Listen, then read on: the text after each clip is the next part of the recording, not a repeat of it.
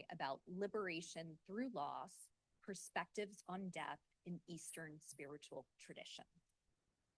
First, I'd like to express my appreciation to my professors, Dr. Chappell, Dr. Sladoff, Dr. Fazio, and my thesis advisor, Dr. Kelsa.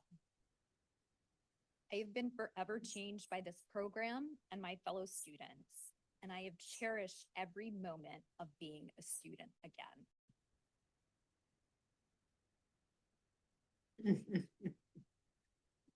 Oh, thank you.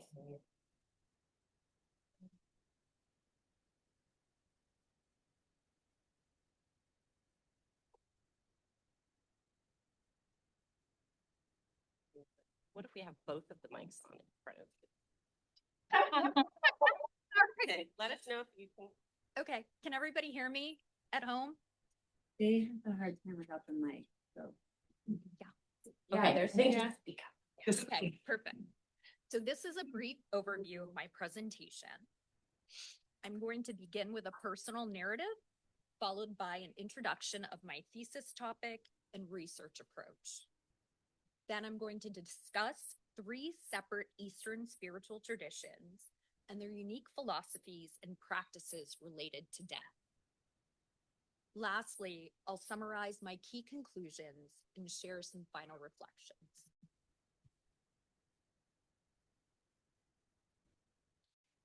The impetus for this research topic is my father, Shannan Rahman, who passed in 2022. Shaf, as he came to be known by his friends, embodied all of the rock and roll cool of Mick Jagger, David Bowie, and Jim Morrison in one. Those around him were taken with his adventurous spirit and his zest for life. This program has served as a forum to process my grief and to unpack deep-rooted anxieties pertaining to death. My relationship and understanding with death has been and continues to be profoundly shaped by this inquiry.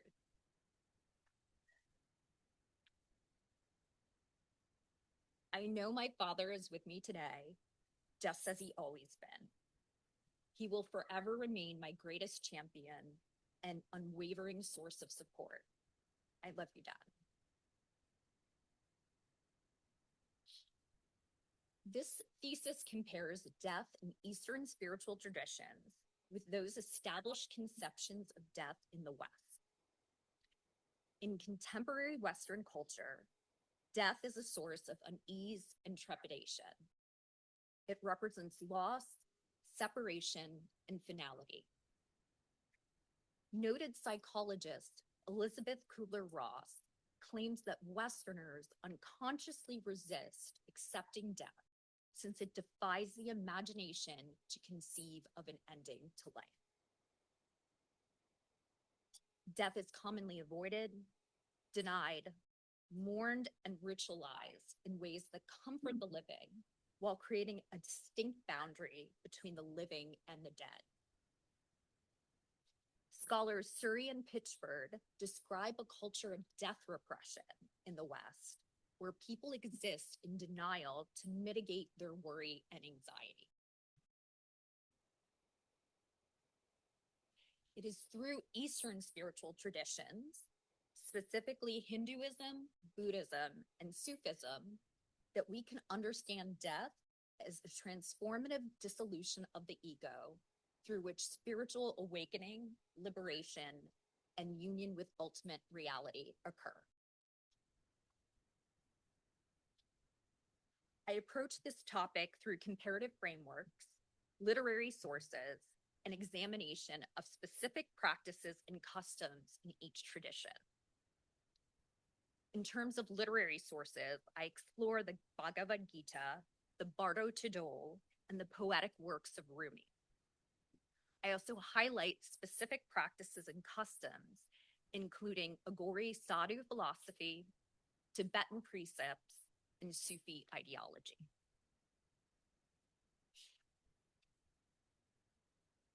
Hinduism is one of the oldest world religions, originating as far back as 2nd millennium BCE.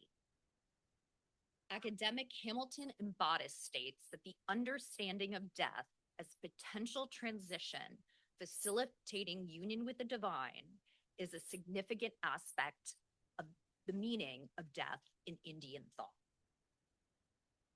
A foundational aspect across Hindu sects is the belief in ultimate reality, or Brahman, which underlies all existence, and the idea of the eternal self, or Atman. The Upanishads, classical spiritual texts, confirm that it is the Atman that transitions from one life to another upon death, the soul moving through a cyclical process of samsara, rebirth, with an aim towards spiritual realization and moksha, or liberation from the world.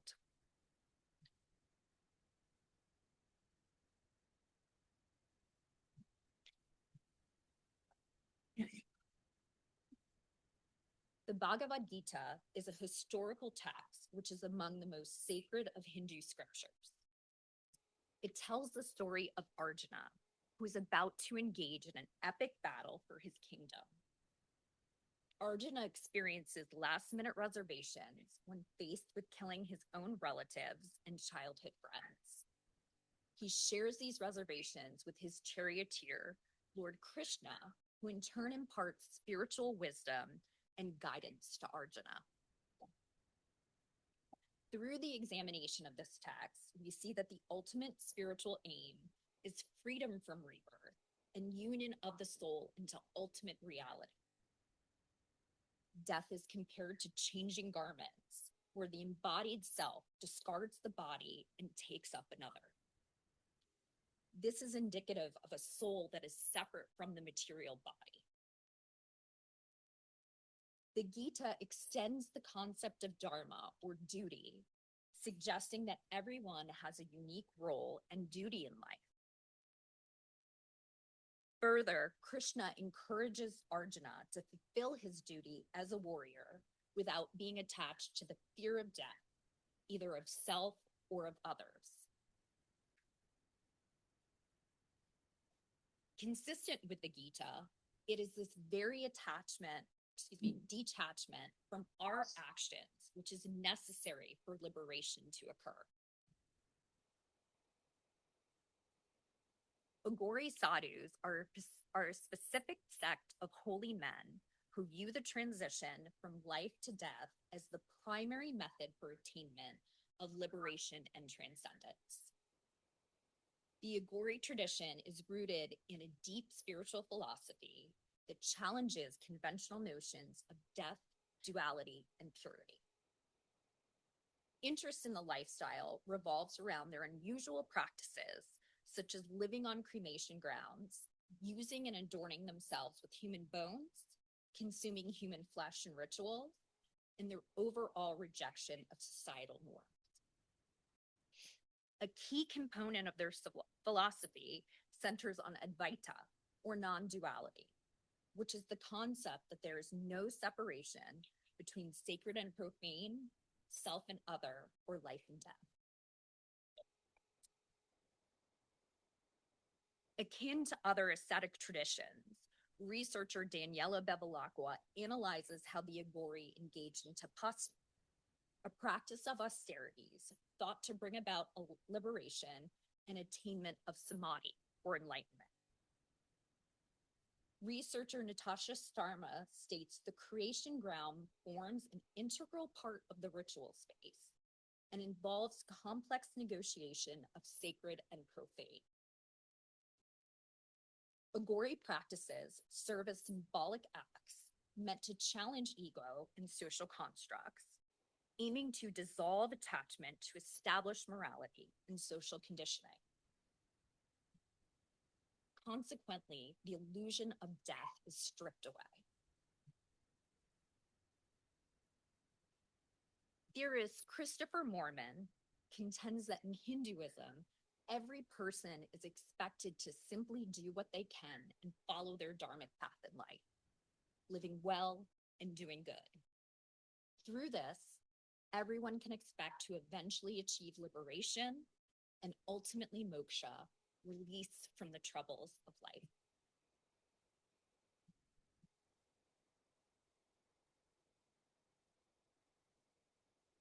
Buddhism was initially founded in India in the 1st century BCE by Siddhartha Gautama, widely known as the Buddha.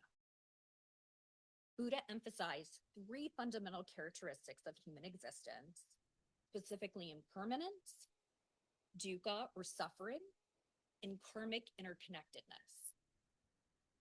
According to Buddhist doctrine, the future lives of individuals are closely interwoven with the concepts of karma and samsara. Further, the false nature of the self is revealed, and awakening is facilitated through nirvana and anicca.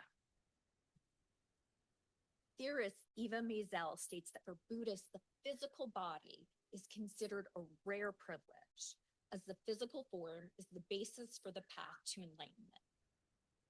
A person is not regarded to be or have a body, but rather to inhabit it.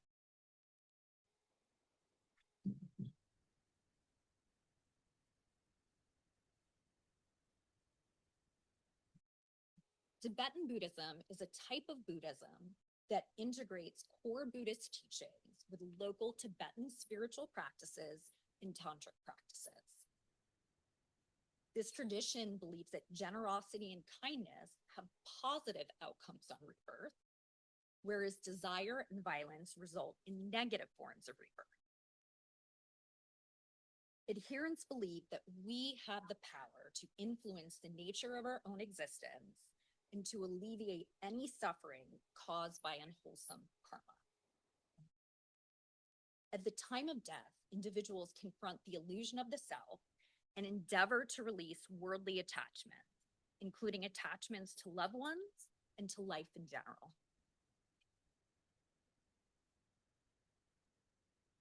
Scholar Paul Donnelly shares that the Tibetan Book of the Dead, traditionally known as the Bardo Tudol, is the principal source for popular understandings of Tibetan Buddhist conceptions of death and afterlife. Within the text, death is represented as a multifaceted and transcendent process that affords liberation through spiritual awareness, preparation, and guidance. The book describes in detail the experiences of a person migrating from death to rebirth, and it serves as a book of instructions for the living and for the dying.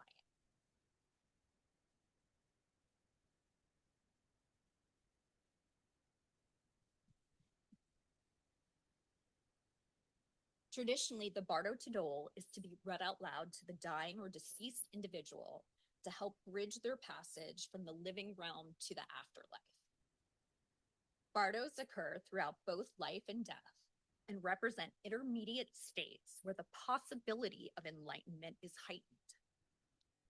The text highlights the importance of spiritual preparation in life, including such tools as meditation, a life of compassion, and overall ethical living.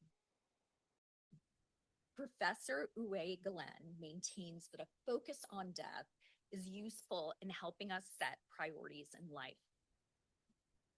Scholars Klass and Goss discuss how the living can become comfortable with the art of dying, and death can be an opportunity for an individual to examine his or her own life and find meaning in it.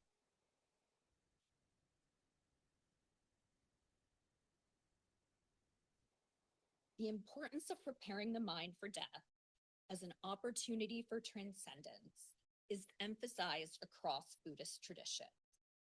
The final goal of both the living and the dying, or the dead, is a liberated existence.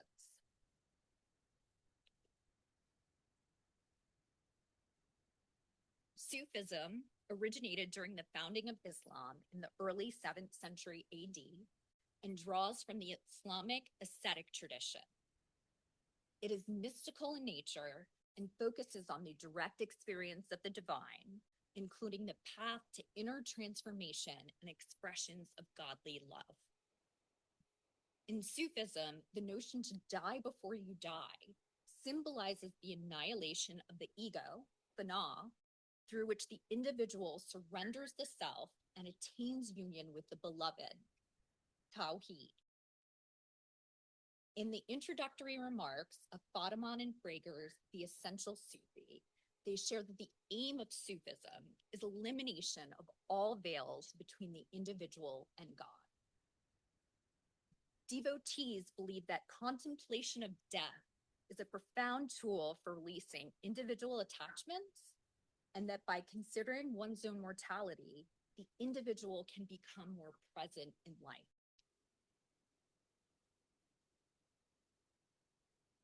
Who is Rumi? Rumi was a Persian poet, mystic, and Islamic scholar, widely considered one of the greatest spiritual poets in history. The Sufi perspective of death as awakening is echoed in his literary works. His writing declares that the mystic must die repeatedly and eliminate all aspects of pride, attachment, and illusion so that the eternal self can awaken. Philosophers Haute and Oakley relay how Rumi's poetry communicates the longing of the soul, or Atman, for integration with God, applying metaphors of surrender, devotion, and love. Throughout his writing, Rumi portrays death as something to be welcomed because of its ability to liberate and unite. In his poem entitled The Deepest Rest, he depicts death as nourishment. Rumi applies the metaphor of death as a wedding feast to symbolize ultimate union, the moment when the individual eternally joins God. Death is a wedding feast, and that secret of that is that God is one. Sunlight comes in through the windows and gets reflected around the room. Then the windows are closed. Individual grapes become dark wine. For someone who lives in the light of God, death is nourishment.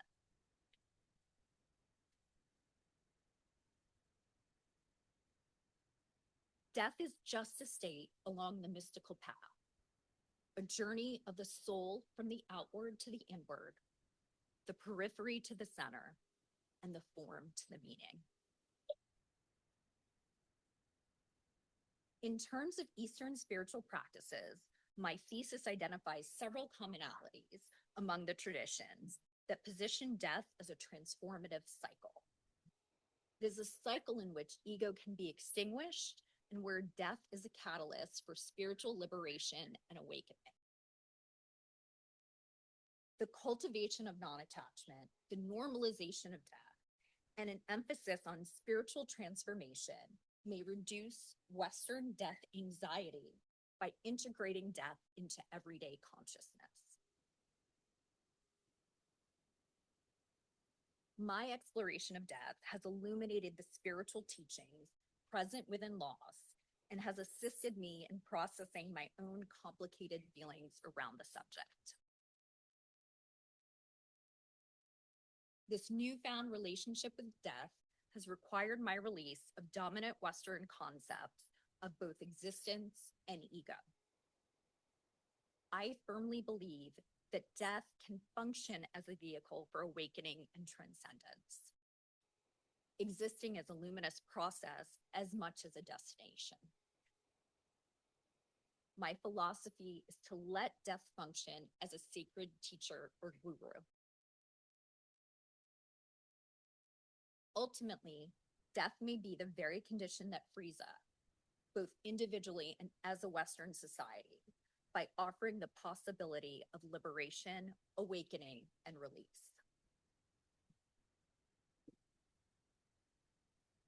Here I reference some of the selected sources I used in my research. Lastly, I want to express my deepest gratitude to all of you for exploring this topic with me. My father taught me and continues to teach me valuable lessons in both life and death. He remains truly loved, greatly missed, and appreciated beyond words. Thank you.